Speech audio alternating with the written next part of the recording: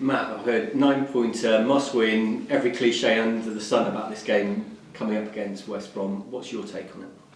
My take is it's an important game for us.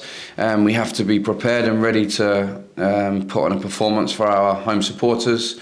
We're obviously really keen to do very well in the game, and we'll be giving everything we can to do so. Do you have to win? Well, I don't think we're relegated if we don't win. So we don't have to win. We would very much like to win, and we'll be doing everything we possibly can to win. But nothing's decided on Saturday afternoon. If we win, we don't survive, and if we lose, we don't get relegated. It's 3 points, of which we'll be doing everything we possibly can to get. When you've spoken to the players about it, are you playing it down or talking it up?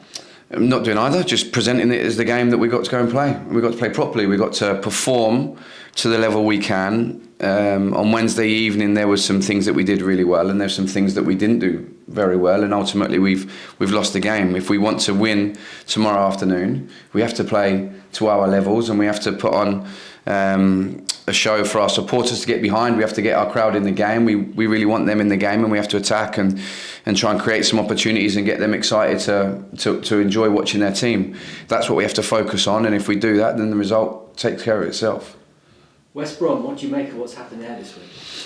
I think it's obviously a huge football club with some fantastic players, and you feel for the manager when he loses his job so quickly. It's not easy going into a club halfway through a season. I've done it 4 times myself, and it's not an easy situation to walk in. And you really feel for him in that moment. They're obviously a huge club with some fantastic players, and we have to make sure we're prepared for that, and we will be. And you mentioned it, I think 9 games for Eric Ramsey. I mean, do you sort of despair of what football's come to at times? It's really tough, right? Because, it's an unforgiving business. It's the industry we're in, and we understand it. You understand it by getting involved in the industry. You know what it stands for. But of course, you feel on a human level for someone who loses their job after such a short period of time. Do you feel like what happens there reflects here, or you mentioned there's a great deal of expectation? Is it slightly different here? We're a very proud football club who have our own expectations of what we want to go and achieve.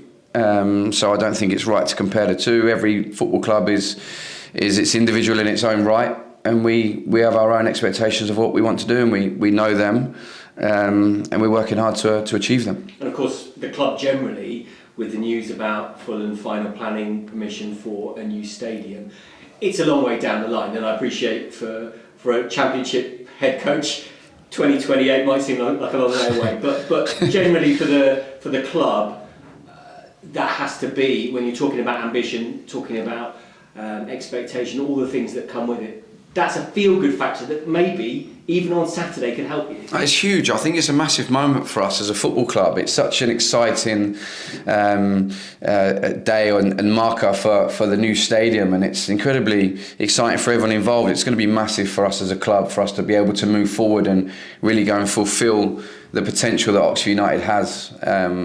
So it's really exciting, and I really hope everyone's looking forward to getting behind the planning, and when that day comes around to the new stadium, it's going to be incredible. And maybe try and harness that positivity in the stands against West Brom. Yeah, absolutely. I really want the guys to, that everyone can choose how they feel, and they don't need me to tell them, but I want everyone to be excited for the team. We're working incredibly hard to produce some winning performances. I think if you look at the early 2 games, we could have won either, if not both, of those 2.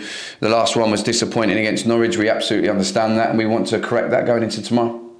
Just as a final point, to win a game, you're going to need to score a game. You just feel like, well, I feel like, you correct me if I'm wrong, but you need that platform to build on to the next thing, the next thing, and you need it to happen quickly. Yeah, we want to score goals. We want to attack. That's exactly what we want to do. We want to be a winning football team. So we're trying to put in all the places, all the steps into being so. We're like I say, we're working incredibly hard in the meeting room, on the training ground. The lads have been great, and we're really looking forward to seeing some of that come out tomorrow. Very best of luck. Thank you. Thank you.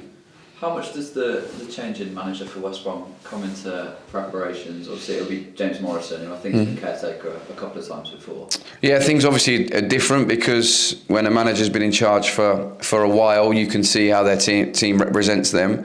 When a manager's been in charge for a short while, it's obviously slightly different because there's not as much evidence, and the team obviously is not as cohesive as it is if a manager's been in for a long period of time. And now with the change, it makes things slightly different, but we're prepared and we're ready. Do you expect a bit of a bounce, maybe? I think usually when a new manager comes in, there's a heightened performance level. So I think that West Brom have got some fantastic players, and I think they're a big club, and we have to be prepared, and we are prepared. In terms of the Oxford starting lineup, it was just the one change, wasn't it, from Middlesbrough to Stoke due to injury. You've said before you like to chop and change things a little bit as well, keep things fresh. Can we expect that for tomorrow? Quite possibly. We obviously had one or two knocks carrying in from the week that I need to give them up until tomorrow afternoon before I finalise that. But we need to make sure that we have the energy on the pitch to go and perform. Will Latcher's one who scored in the reverse fixture, obviously was on loan at West Brom last week. Is he someone that you can look to tomorrow? I think Will's a natural born goal scorer. I know he hasn't hit the net recently, but that's the least of my concerns with him. I think he's a natural born goal scorer. We see it every day on the training ground, and I think he's got a really big future ahead of him as long as he keeps working hard. I think the other parts of his game, he's been rounding off really nicely recently. We've been working really hard with him, and like I say, I think he's got a huge future, Will. So we hope he plays a big part between now and the end of the season for us. And you mentioned the fans briefly already. For a game as big as tomorrow and a run of fixtures coming up that are equally as big. Yep. How important are they going into that one? Huge. Our supporters are the lifeblood of this football club. The rest of us are really lucky to play a part in it for the length of time that we're here. The supporters are here for their whole lifetime, right? And they support their football club. They love their football club. They came in their numbers in the National League and up to the Championship, and I just think they're amazing. And we really need them between now and the end of the season.